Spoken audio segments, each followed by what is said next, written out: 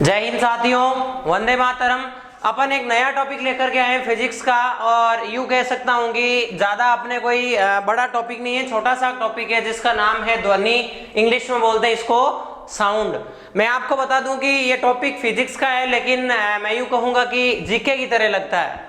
Topic तो किसका है? फिजिक्स का। लगता कैसा है कि जैसे जीके का टॉपिक हो। कैसे? इसमें आपको ज्यादा कोई भी चीजें मैं यूं कहूंगा कि ध्यान में रखना नहीं है, ज्यादा कोई फॉर्मूले नहीं है, मतलब थ्योरी का चैप्टर है आपके। मैं यूं कह सकता हूं कि ये आपके थ्योरी का चैप्टर है, थ्योरेटिकल पोर्शन है, जिसमें आपको खाली बातें याद रखनी है, एग्जाम्पल्स याद रखने हैं। तो अपने टॉपिक का नाम है ध्वनि, साउंड। मैं फिर से बोल दूं कि इसका ज्यादा कोई फोबिया नहीं बनाना है, अपने दिमाग में ये नहीं सोचना है कि बस अब ध्वनि तो हमें आएगा ही नहीं, या फिजिक्स का है तो हमें समझ में नहीं आएगा। ऐसा कुछ भी नहीं है भैया। आपके बहुत ही सिंपल तरीके से मैं यूं कहूंगा कि चैप्टर चलने वाला है। तो अपन बात करते हैं ध्वनि की या साउंड की। तो जैसा मैं बता रहा हूं वैसा सुनते चले, लिखते चले। आपके सामने सारा नोट्स लिखा हुआ है, आप इसको लिख लें, स्क्रीनशॉट ले लें, जो भी आपको मर्जी हो वैसा कर लें।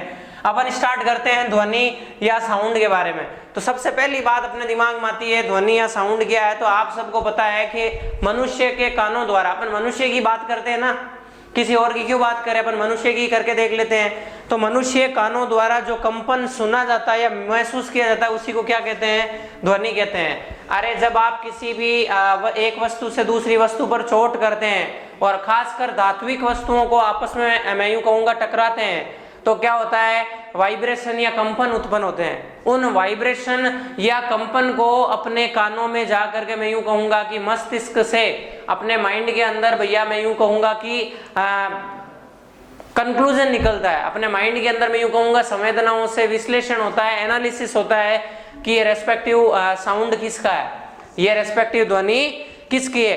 अरे भैया बाइक का साउंड आता है तो अपने को पता चल जाता है बाइक चालू हुई, और कार का साउंड होता है तो अपने को पता चल जाता है कार चालू हुई है। किसी जानवर की आवाज होती है तो अपने को पता चल जाता है ये शेर है, ये बिल्ली है, ये कुत्ता है। यानी कि अपने को पर्टिकुलर इन चीजों के साउंड अपने माइंड में सेट होते हैं। पूर्व आधारित स्मृति से ही अपने को पता चलता है कि ये रेस्पेक्टिव साउंड किसका है। लाइक अगर मैं बोल रहा हूं, मेरा साउंड आपके कान में फर्स्ट बार पड़ा है, पहली बार जब आपने मेरी क्लास ली थी, फर्स्ट डे जब आपने साइंस की क्लास अटेंड करी थी, तब क्या मेरी आवाज आपके कानों में थी? ना। क्या मेरी आवाज उससे पहले आपने कभी सुनी थी? ना। क्या मेरा साउंड आपके माइंड में सेव था? ना।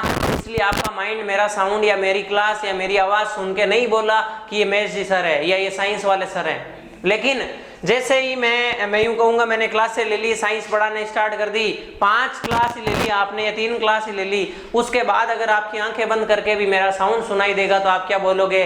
ये आवाज तो साइंस वाले सर की है। मतलब क्या?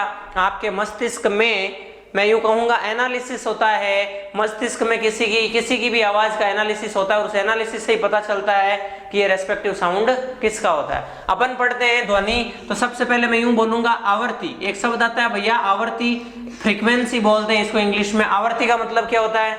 ये ध्वनि का गुण है आवृत्ति।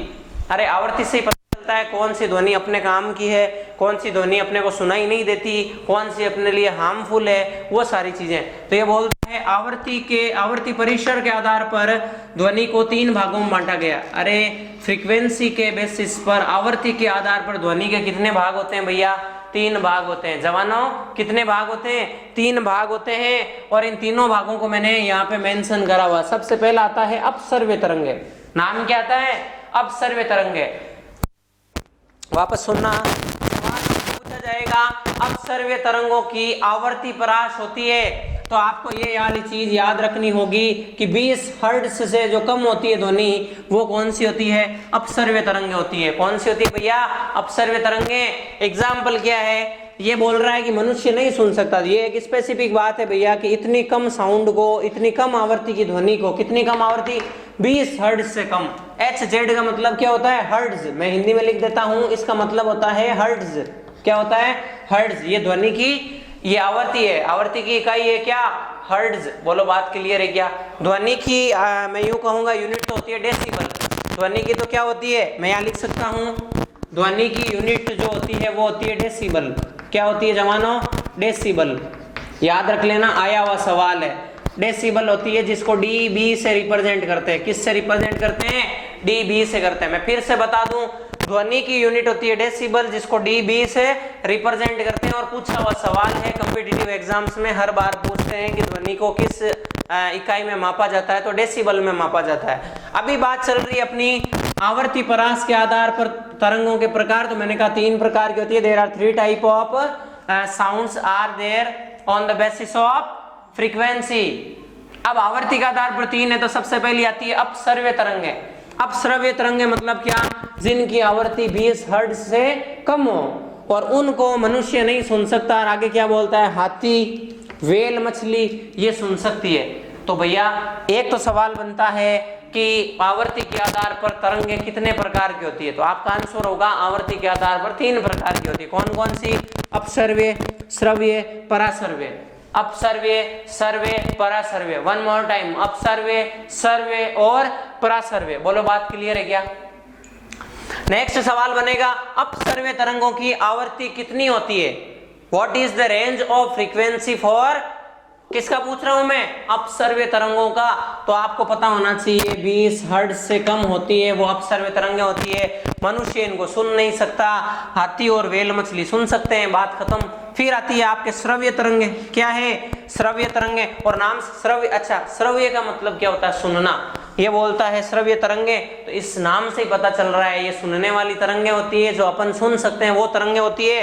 तो मैंने यहाँ लिखा है जवानों, आवर्ती 20 हर्ट्ज से, मैं रेंज दे रहा हूं, देखना मैं परास दे रहा हूं, 20 हर्ट्ज से 20 किलो हर्ट्ज, यानी कि श्रव्य तरंगे वह तरंगे होती है जिनकी आवर्ती 20 हर्ट्ज से लेकर 20 किलो हर्ट्ज तक होती है। ये लिखा है आपने, 20 हर्ट्ज से 20 किलो हर्ट्ज होती है। सवाल क्या बनेगा, सवाल बनेगा श्रव्य तरंगे मतलब क्या, मनुष्य सुन सकता है। श्रव्य तरंगे मतलब क्या, मनुष्य सुन सकता है। श्रव्य तरंगों की आवर्ती की परास क्या है, तो 20 हर्ट्ज से लेकर 20 किलो हर्ट्ज तक है। बोलो बात क्लियर है क्या, हाँ सर क्लियर है। नेक्स्ट बात आती है पराश्रव्य तरंगे।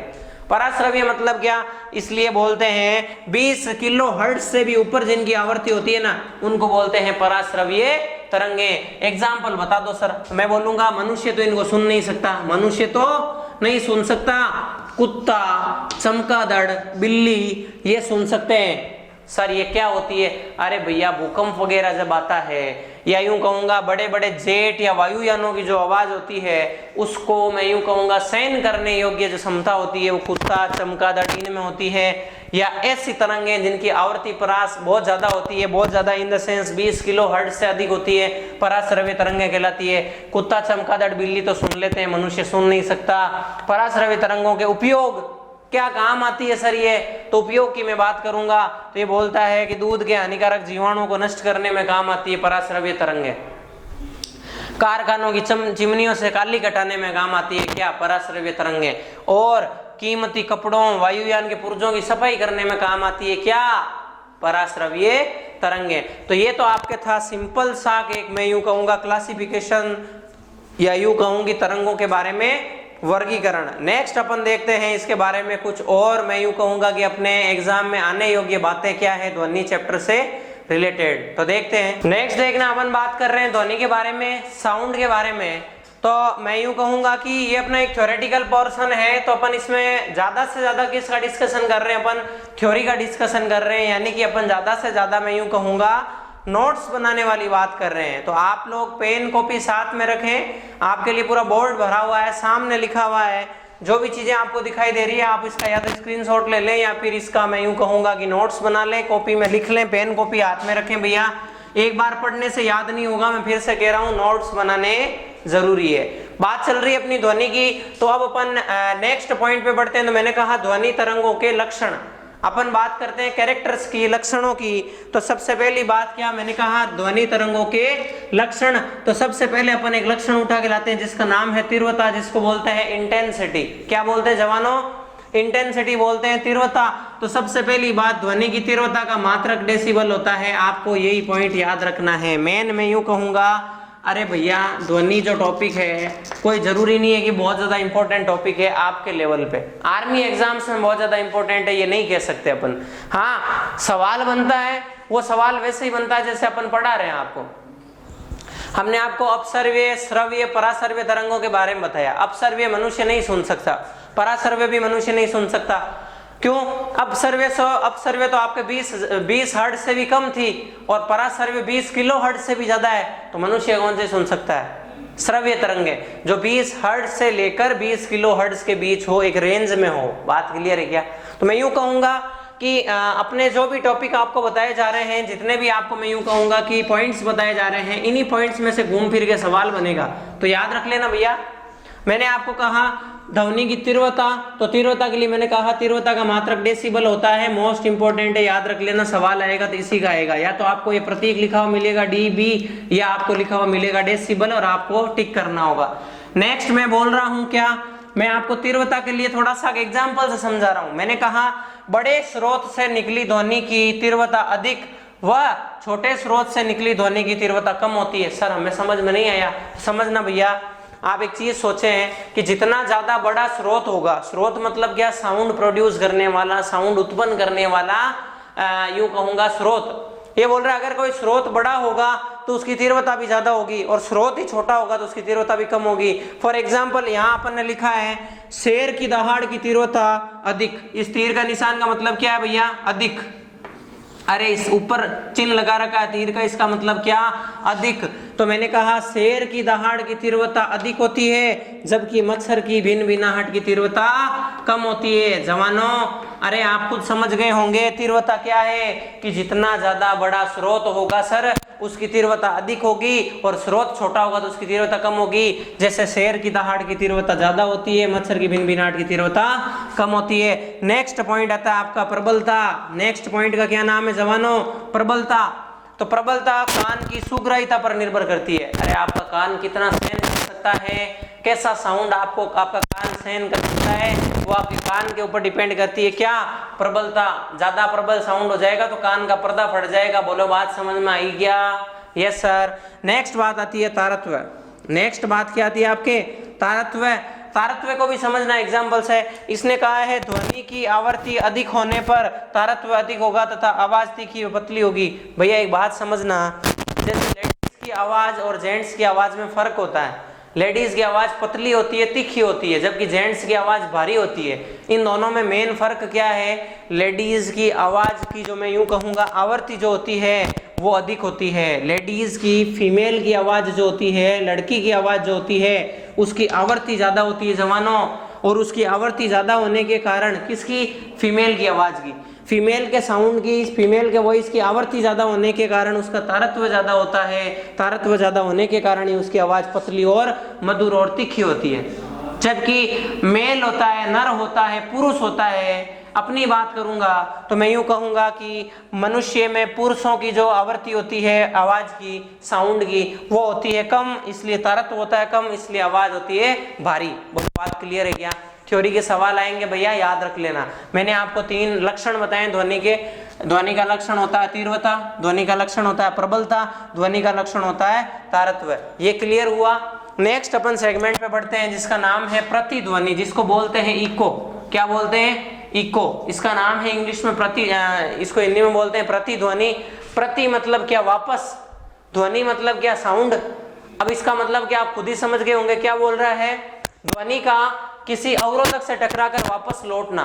अरे अगर कोई साउंड है किसी स्रोत से निकल रही है, किसी स्रोत से, सोर्स से साउंड निकल रहा है और वो निकल करके किसी अवरोध से जाके टकराता है और वापस आ जाता है, तो उसको बोलते हैं प्रतिध्वनि। ये कहता है ध्वनि का किसी अवरोधक से टकराकर वापस लौटना प्रतिध्वनि कहलाता है।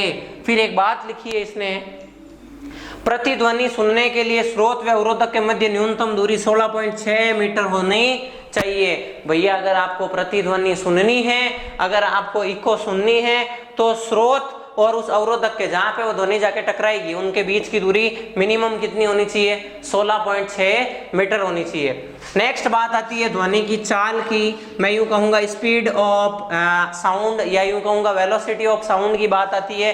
ये बोलता है ध्वनि की चाल माध्यम की प्रत्यास्थता व घनत्व पर निर्भर करती है। घनत्व मतलब क्या? डेंसिटी, मतलब उसके अंदर क्या भरा हुआ है, कैसा है, किस चीज का बना हुआ है, इन चीजों पर प्रत्यास्थता पर निर्भर करती है क्या? ध्वनि की चाल। तो ये बात बोल रहा है ध्वनि के वेग का क्रम। अपने को एक चीज दी है ध्वनि के वेग का क्रम। ये बोलता है ठोसों में ध्वनि की वेग क्या होता है? ज्यादा, द्रव्य में उससे कम और गैस में सबसे कम। आप चाहो तो यहाँ लिख सकते हो ठोसों में सर्वाधिक, क्या लिख सकते हो यहाँ पे आप, सर्वाधिक।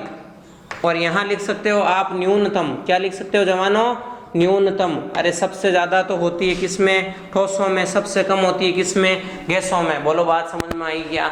ये आपके क्लियर हुआ एक छोटा सा सेगमेंट किससे रिलेटेड, ध्वनि से रिलेटेड, मैं यूं कहूंगा साउंड से रिलेटेड। और अपने को इसमें क्या पढ़ना है तो देखते हैं अपन, मैं यूं कहूंगा इसके नेक्स्ट सेगमेंट में कि इसके बारे में अपने को और क्या जानकारी होनी। नेक्स्ट मैं यूं कहूंगा कि अपने ध्वनि के टॉपिक का लास्ट जो समापन वाला पॉइंट चलेगा वो अपने बोर्ड पे आपको दिख रहे होंगे, 2 पॉइंट्स लिखे हुए हैं। और इससे ज्यादा मैं यूं कहूंगा आपके आर्मी एग्जाम्स में ध्वनि से रिलेटेड कुछ भी नहीं आता।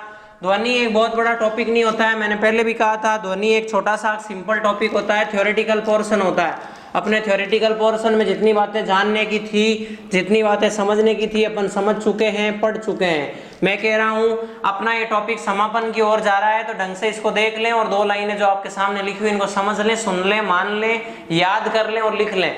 मैंने लिखा है अनुरणन, ये कहता है ध्वनि स्रोत को बंद करने के बाद भी ध्वनि सुनाई देना अनुरणन कहलाता है। भैया बात को समझना, जब आप लोग कोई मैं यूं कहूंगा कि म्यूजिक रिकॉर्डर से या डीजे से या आवाज सुनते रहते हैं, टेप रिकॉर्डर से गाने सुन रहे होते हैं फुल आवाज में, तो यूं होता है कि आप उस स्रोत को बंद करने के बाद भी आपको कुछ ध्वनि सुनाई देती है या हल्का फुल्का उसका इफेक्ट रहता है, उसी को बोलते हैं ध्वनि का अनुरणन। क्या बोलते हैं, ध्वनि का अनुरणन।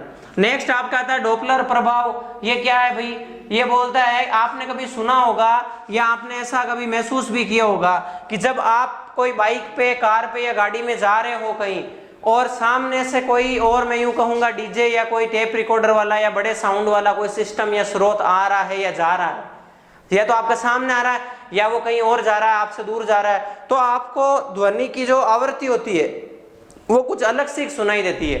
एक्चुअल में होती कुछ और है, सुनाई कुछ और देती है, उसको बोलते हैं डॉपलर प्रभाव। क्या ये बोलता है, जब ध्वनि स्रोत मतलब क्या, जिससे साउंड उत्पन्न हो रहा है, जब ध्वनि स्रोत व श्रोता मतलब क्या, सुनने वाला, ये बोलता है जब ध्वनि स्रोत व श्रोता के मध्य आपेक्षिक गति हो या सापेक्षिक गति हो। अरे भैया जब कोई स्रोत है साउंड उत्पन्न करने वाला, वो भी इधर उधर जा रहा हो और सुनने वाला भी इधर उधर जा रहा हो, तो आपको क्या होगा, आप दोनों के बीच में आपेक्षिक गति होगी, जिससे श्रोता को वास्तविक आवृत्ति से भिन्न आवृत्ति, अरे अलग तरह की आवाज, अलग तरह की आवृत्ति सुनाई देगी।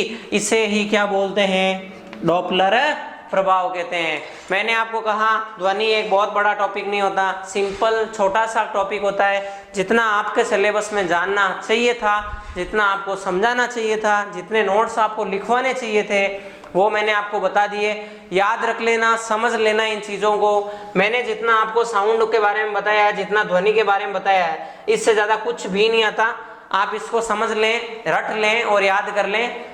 और मैं यूँ कहूँगा मिलते हैं अपन नेक्स्ट क्लास में किसी और नए टॉपिक के साथ में। तब तक के लिए जय हिंद, जय भारत, धन्यवाद।